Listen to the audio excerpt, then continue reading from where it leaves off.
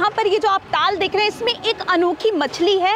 उस मछली को सोन मछली कहा जाता है और ऐसा कहा जाता है कि जिसको भी वो मछली मिल जाती है वो या तो प्रधानमंत्री बनता है या तो मुख्यमंत्री बनता है। इस तरीके की तमाम बातें प्रचलित है। उन्होंने कहा कि इस मछली में कोई जादुई शक्ति ऐसी है प्राप्त नहीं किया जा सकता, इसको छोड़ दिया जाए। तो जिन लोगों ने यहाँ ठीका ले करके उस मछली को पकड़ने का प्रयास किए थे वो लोग चुप हो गए कि भारत में 132 राम हुए। ये राम जो है, जो अयोध्या वाले हैं, ये तीसरे राम है। मेरे पीछे आप जिस ताल को देख रहे हैं, अगर मैं ये कहूँ कि ये किसी राजा का साम्राज्य हुआ करता था तो क्या आप मेरे बात पर यकीन करेंगे?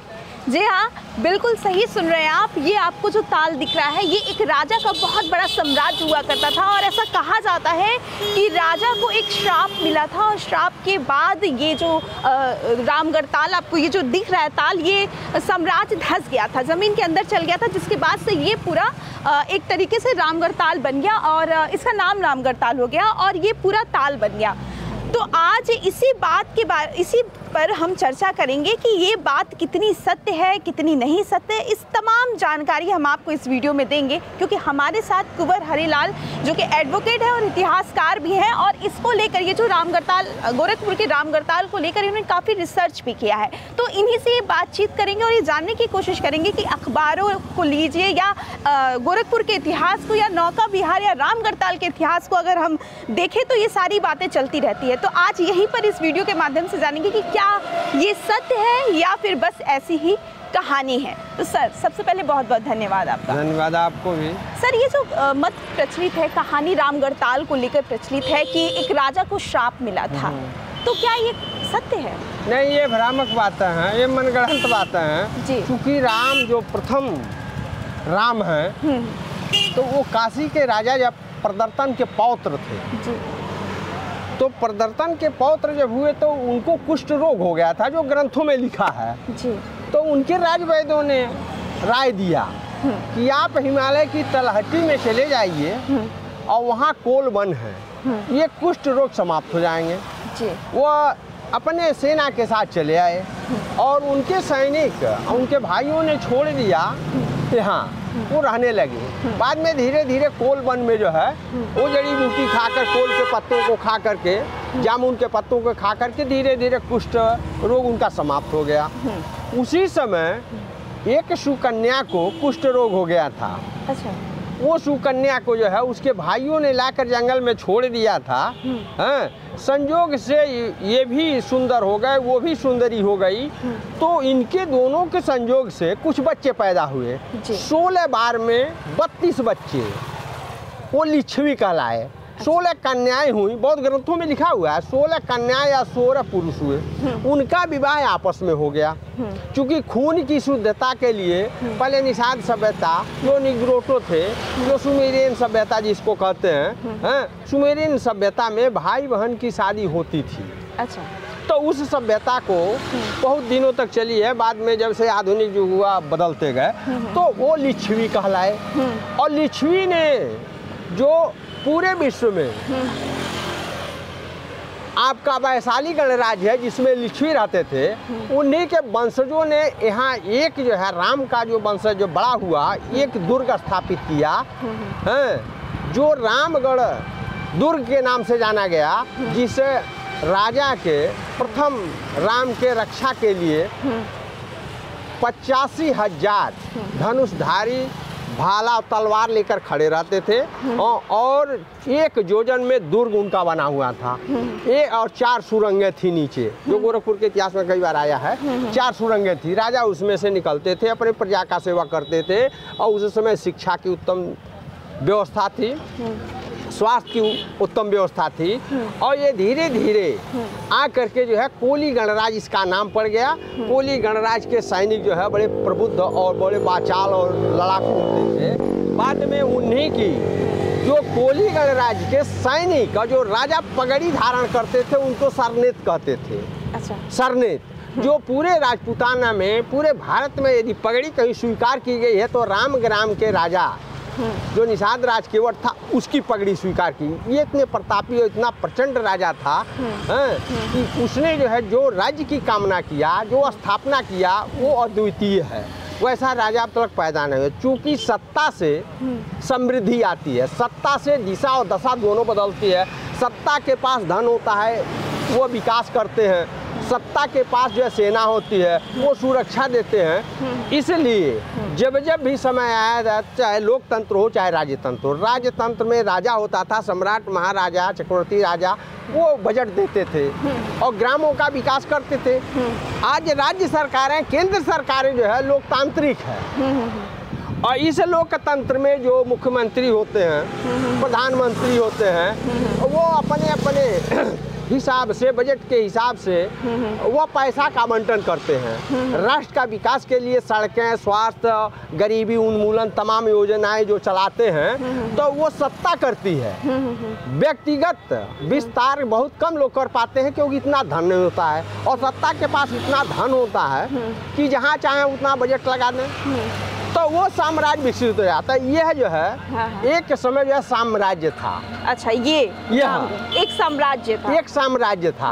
वो उसका कोल राष्ट्र नाम था। अच्छा। बाद में इसका नाम निषाद राष्ट्र बना, जिसकी राजधानी काशी थी। अच्छा। जैसे चक्रवर्ती राजा देवदास हुए, चक्रवर्ती राजा नल हुए, जिनके उत्तर प्रदेश का आज जो है मोनोग्राम जो बनता है, उत्तर प्रदेश का चिन्ह जो है 2 मछली और धनुष बाण, उसी कुल के राजाओं का में नल भी पैदा हुए थे, उन्हीं का निशान आज है। प्रतीक जो चिन्ह आज उत्तर प्रदेश का है, उन्हीं राजाओं का है। तो चूंकि ये गढ़ था, यहाँ श्राप नहीं था, ब्राह्मणवादियों ने उस राजा के इतिहास को मिटाने के लिए श्राप कह दिया। अच्छा, यानी ये जो हर जगह हम पढ़ते हैं, ये मत एक तरीके से मिथक है। ये मिथक है। कहानी तो ये है कि यह जो है, जब सम्राट बृहद्रथ मगध सम्राट का वध करके पुष्यमित्र शुंग गद्दी पर आया है, तो चूंकि गोरखपुर बौद्धिष्ठों का केंद्र था, ये बहुत बड़ा गोरखपुर बौद्धिष्ठों का केंद्र रहा और इस केंद्र को समाप्त करने के लिए पुष्यमित्र शुंग के अनुयायियों ने ईसा चिरावती नदी के पूर्वी तट पे, चूंकि रामगढ़ था, इसको जो है उसके जलस्तर को काट दिए और बह गया और राजा के सैनिक और राजा यहाँ से भाग करके पूर्वी दिशा में गए। जो राजधानी आज ग्राम बना है, वहाँ एक दूसरा जो है मिट्टी का दुर्ग बना, जो बड़ा लंबा चौड़ा आज भी है, टीला दिखाई देता है। लोग कहते हैं चंद्रगुप्त का किला है, लेकिन चंद्रगुप्त का किला नहीं है। चंद्रगुप्त उसी वंश के महिला से विवाह हुआ था, जो चंद्रगुप्त और सम्राट अशोक की माताएं हैं, उसी वंश की जो है पुत्रियां हैं। अच्छा। और उसी वंश से हुआ था, इसलिए इस इतिहास को दाबने के लिए, छिपाने के लिए एक मिथक कह दिया जाता है कि जादू लग गया, टोना लग गया, टोटका लग गया। सर, एक सवाल और मेरा, ऐसा कहा जाता है इस ताल के अंदर एक उसका कहना ये होगा कि एक पाताल लो कहा जाता है, एक पाताल माफ कीजिएगा, पाताल कुआं है इस ताल की। तो ऐसी बातें सत्य है कि सत्य है? अच्छा, इसके अंदर पाताल कुआं है? हाँ, इसके अंदर पानी बरहोमास उससे निकलता है। अच्छा। और जो पानी बढ़ जाता है, अब उस राजा ने उसके राजा के राज्य में कैसे वैज्ञानिक थे कि यदि रामग्राम में वर्षा का पानी ज्यादा लग जाए तो उस कुएं से पानी पाताल में चला जाता था। और यदि पानी की कमी पड़ गई तो उस कुएं से पानी निकल करके इस रामग्राम जो ताल आज है, यहाँ पानी की व्यवस्था हो जाती थी। जबकि गोरखपुर के चारों तरफ जो है जल ही जल था पहले। जो इतिहास आज का ईसा पूर्व का है, तो 52-53 जो है यहाँ बहुत बड़े बड़े जलाशय थे। अभी मतलब जो है आपके 18वीं शताब्दी तक गोरखपुर चारों तरफ से जो है तालाबों से घिरा हुआ था। जैसे जैसे विकास की गति, सत्ता की गति आई है, राज्य सरकारें ने इस गोरखपुर नगर का विकास किया है, तो उसमें धीरे धीरे विकसित हो गया। आज भी वो कुआं है, निषाद समाज के लोग, इसमें आज भी वो कुआं मौजूद है। हाँ। अच्छा, तो सर उस कुएं को कभी ऐसा कोशिश किया गया कि उसको देखा जाए, उस पर रिसर्च किया जाए या चीजें हुई कभी इस तरीके की? केवल तिब्बत और नेपाल के लोग आए थे, रिसर्च किए थे। और गोरखा रेजिमेंट के सहायता से कुछ सैनिक वैज्ञानिक उसमें आए थे और उन सबों ने जो है रिसर्च करके गए। उस रिसर्च में क्या हुआ उसका खुलासा नहीं किए। अब यही लोग बताते हैं कि राजा का प्राण उस सोन मछली जो है, हाँ, मेरा सवाल यही था आपसे, सोन मछली में है। जो उस मछली को प्राप्त कर लेगा वो मुख्यमंत्री या प्रधानमंत्री बन जाएगा। इसके चक्कर में तमाम लोग आए। मैं यही कथा सुना हूँ, क्योंकि मैं उस समय था जो वैज्ञानिक सैनिक वैज्ञानिक आए थे और जो इसका जो है खोजबीन किए और पाताल कुएं का गहराई नापना शुरू किए। इतनी जो है गहरा वो मिला, उसमें जंजीरें डाली गई, पत्थर डाले गए हैं, लोहे की जंजीरों में पत्थर बांध कर डाले गए, लेकिन पता नहीं चला ये कितना गहरा है। तो ये भी है, पाताल कुआं भी है। तो वो मछली मिली लोगों को? हाँ मिली, वो मछली भी मिली। संयोग से वो मछली मिल गई और वो जो लोहे की जाले बनी थी उसमें फंस भी गई। लेकिन जैसे पानी से ऊपर लोग निकाले जाल से, वो मछली 20 फीट ऊपर कूदी। अच्छा। और जाल को तोड़कर पुनः उसी पाताल कुएं में चली गई। जब चली गई तो ये लोग निराश हो गए। तो तांत्रिक जो आए थे जो तिब्बत के और नेपाल के, तो उन्होंने कहा कि इस मछली में कोई जादुई शक्ति ऐसी है, प्राप्त नहीं किया जा सकता, इसको छोड़ दिया जाए। तो जिन लोगों ने यहाँ ठीका ले करके उस मछली को पकड़ने का प्रयास किए थे, वो लोग चुप हो गए। और फिर मछुआरों का यहाँ का ठीका मिल गया, जो मेहरवा की बारी इसी जिले के रहने वाले निषाद हैं, फिर वो ठीका ले लिए अपना जो है इसका मत्स्य पालन। मछली में राजा के प्राण हैं। मैं आपको क्लियर कर दूं कि सर जो अभी हमें बात बता रहे थे, तो यहाँ पर ये जो आप ताल देख रहे हैं, इसमें एक अनोखी मछली है। उस मछली को सोन मछली कहा जाता है और ऐसा कहा जाता है कि जिसको भी वो मछली मिल जाती है वो या तो प्रधानमंत्री बनता है या तो मुख्यमंत्री बनता है। इस तरीके की तमाम बातें प्रचलित है। तो इस सर ने हमें इसी मछली के बारे में बताया कि एक बार 1992 में ये मछली कुछ लोगों को मिल गई थी। यहाँ पर बैरिकेड लगाया गया था उस मछली को पकड़ने के लिए, और जब वो मछली मिली तो ये आप कहानी आपको बताया भी है कि वो मछली ऊपर उठ गई और फिर से पानी में जाल से ऊपर उठ गई और फिर पानी में चली गई। ये तमाम बातें हैं इस रामगढ़ताल को लेकर, जैसा कि अभी सर ने बताया। सर मेरा अंतिम जो सवाल ये है कि अभी आपने कहा कि 132 राम, हमारे दर्शक सुन के थोड़ा कंफ्यूज हो गए होंगे कि अयोध्या में एक ही राम को लेकर वो जानते हैं, अब 132 राम, इस तरीके की बातें, इस पर थोड़ा सा हमारे दर्शकों को थोड़ा। सन 62 के पहले गोरखपुर में एक प्राची प्रेस चलता था, उसने प्रकाशित किया कि भारत में 132 राम हुए। अच्छा। प्रथम राम का साम्राज्य गोरखपुर राम ग्राम में था और अंतिम राम जो सिंघनु थे, जो बुद्ध जी के बाबा कहलाते थे, उनका भी जन्म यही हुआ। अब बुद्ध जी का जन्म इसी महाजनपद बज्जी में, मतलब आज कल गोरखपुर जिला समझ लीजिए, इसी में हुआ था। तो अंतिम और प्रथम राम यही पैदा हुए। बीच में जैसे राम हुए दशरथ के, फिर जो है भृगु जी के पुत्र राम हुए हैं, फिर देवदास जो राम के नाम से कहलाए। तो इस तरह उस सूची में दिया था 132 राम। 132 राम के बाद राम चूंकि प्रचंड योद्धा होता था, वो बौद्धिक होता था और प्रबल लड़ाकू होता था, साम्राज्यवादी होता था, साम्राज्य के विकास के लिए अपने सेना और वैज्ञानिकों को लगाकर उत्तम शिक्षा और समृद्धि के लिए कार्य करता था, उसको राम की उपाधि मिलती थी। परशुराम जी को भी जो है राम की उपाधि मिली। परसा धारण करने वाले जो राम हुए वो भी परशुराम जी उसी 132 राम में से हैं। ये राम जो है, जो अयोध्या वाले हैं, ये तीसरे राम हैं। अच्छा, तीसरे राम है। उसके पहले 2 राम हो चुके हैं। अच्छा अच्छा। सुदास जो है राम हो चुके हैं, देवदास राम हो चुके हैं, और फिर ये जो है उन्हीं के वंश का राम जो है राम हो चुके, जो राम ग्राम की स्थापना किए। इस तरह उस सूची में दिया हुआ था कि 132 राम भारत में हुए।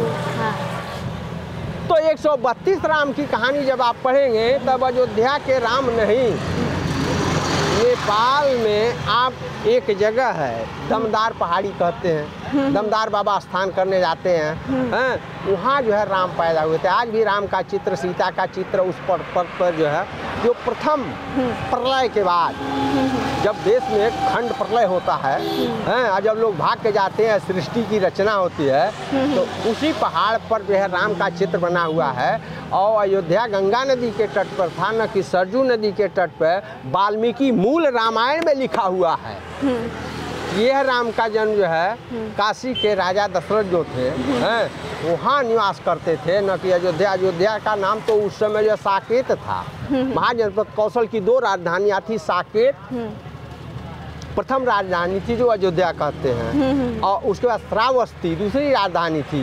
ये बौद्ध काल के ग्रंथों को, जैन काल के ग्रंथों को जब आप अध्ययन करेंगे, 16 जो है महाजनपद 10 गणराज्य का अध्ययन कीजिए तो आपको स्पष्ट मिल जाएगा। और उस स्पष्ट से भारत की सभ्यता, भारत का विकास, भारत किस प्रकार के सभ्यता से गुजर रहा था और क्या क्या यहाँ विकसित राष्ट्र थे। तो छोटे छोटे राष्ट्र जो बने थे बाद में महाजनपदों में जब विलीन हुए हैं, तो इसको अंतिम सम्राट अशोक ने गणराज्य को भी समाप्त कर दिया हैं। और चूंकि जो है चंद्रगुप्त मौर्य ने महाजनपदों को समाप्त करके प्रांत बनाया था, इस देश को 3 भागों में बांटा था। वो तो इतिहास बड़ा लंबा है, इतिहास पढ़ना पड़ेगा। लेकिन ये जानिए, ये गणराज्यों का इतिहास बहुत जो है अच्छा रहा है और बहुत सुंदर रहा है। इसलिए भारत के इतिहास का प्रथम पन्ना जो इतिहास का शुरू होता है मगध सम्राट बिम्बिसार से, और उसी के वंशज में आज से लेकर के बुद्ध जी तक सभी लोग उसी वंश में पैदा हुए और उसी वंश में राम भी पैदा हुए हैं। सारी चीज़ें हैं, लेकिन ये इतिहास और पुराणों की चीज़ें हैं, बड़ा गहन अध्ययन करना पड़ता है। और जब तक अध्ययन नहीं होगा इसकी बारीकियों को समझना बड़ा कठिन है, और सारी बातें मिथ्या है और मिथक है। जी जी, बहुत बहुत धन्यवाद।